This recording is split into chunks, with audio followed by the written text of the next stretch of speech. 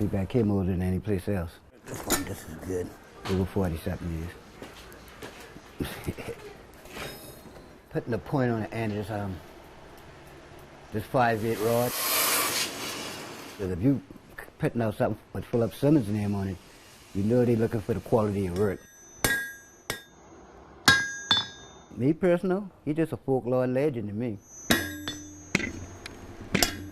It's what they call a tight scroll. See how the scroll is very tight on the inside right here? Instead of just cut off and turn. I like to do it just for the love. I just love to do this. Oh, that's a very skilled professional. When you see, you just can't just put this stuff together. You gotta know where to hit at with that hammer.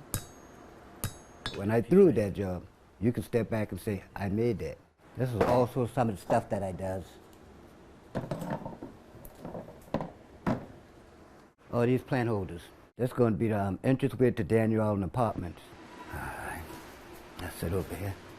I want to say that Carlton Simmons made this, and it's a tradition. Ironwork is a tradition in Charleston, and that Mr. Simmons left it on with his nephew, who also can do the work, and the tradition that he was taught.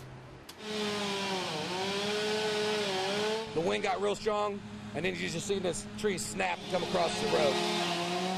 The wind got really, really hard at one point in time, and all the trees went over, and that was the one that snapped. Jonathan Salvo was one of the hundreds of drivers stuck in traffic after a huge oak tree crashed onto Highway 61 around 5 o'clock. Mother Nature's fury during rush hour caused chaos for a lot of people, including the Zacharias family. They were on the way to a special event at nearby Magnolia Gardens. We're here for a wedding. We got the whole wedding parties behind us, and the wedding was supposed to start at 6. It's after 6 now, so but we're still going to enjoy it and have a good time. Love you. Love you, Aria. Bye. Wedding guests reached out to their families while waiting in their parked cars. They talked about the unexpected delay on the big day. A hailstorm, I mean, it hailed hard for about 15 minutes. Quarter size. Yeah, quarter size. I'm surprised we didn't get any damage to our vehicle, but we made it all right. I'm not in the wedding party, but yeah, it sounds like most of them are stuck in traffic. Probably about 95% of them are behind us yet. After 2 exhaustive hours, emergency crews cleared the debris, a reflection of hard work and patience as a ray of sunshine lit a path to better travels. I was just coming back, getting back to the heritage and stuff like that. It's been a long time. Doing this for 46 years, and I'm on the way to go. This is our 3rd annual Sweetgrass Pull. I bring a basket, but I wouldn't bring one. How do we transfer knowledge from one person to another person? And the best way to do that is side by side next to each other, learning from those folks who've been doing it and passing it on from generation to generation. Do it. We just need to continue to make sure that they get this education and to bring them out here yearly. Go work. Hopefully that the art won't be dying out.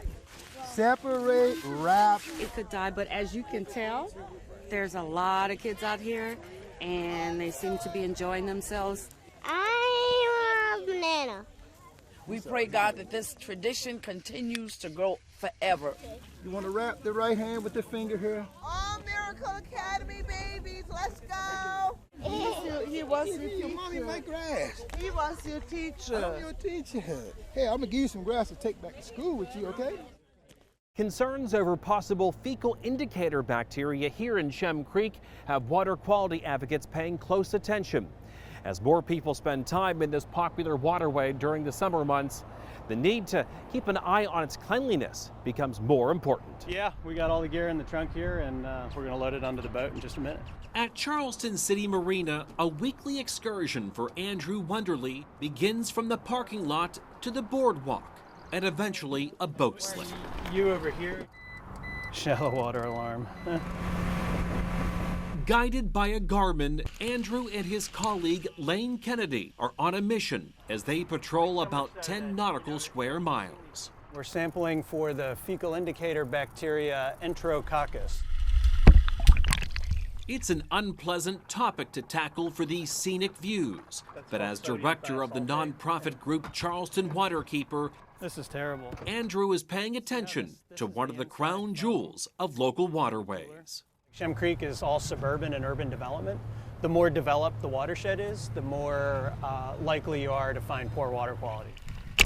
And that's what Charleston Waterkeeper's studies discovered recently. He says Mother Nature is partly to blame. Polluted floodwater, polluted rainwater that washes over the ground during a rainstorm picks up anything and everything that's on the ground. Lane Kennedy is a field investigator for Charleston Waterkeeper. She takes water samples and carefully documents where they come from. We can go back and look at the chain of custody to know who had the sample, during what time. A lot of it looks very clean, but we have an indicator that'll show us in the lab how much bacteria is in it. In other words, don't be fooled by what you see in the jar. Clarity is not always associated with cleanliness. I was wondering when we were going to start bumping into y'all. Mount Pleasant town leaders have committed to improving water quality in Shem Creek. Until their plans are finalized, advocates like Andrew and Lane will continue their efforts. This is it, man. This is what makes Shem Creek great. Those water samples will be taken to the College of Charleston for analyzing. The results will be studied to learn more about the pollution and possibly where it's coming from. Working for you in Mount Pleasant, Bill Burr, ABC News 4.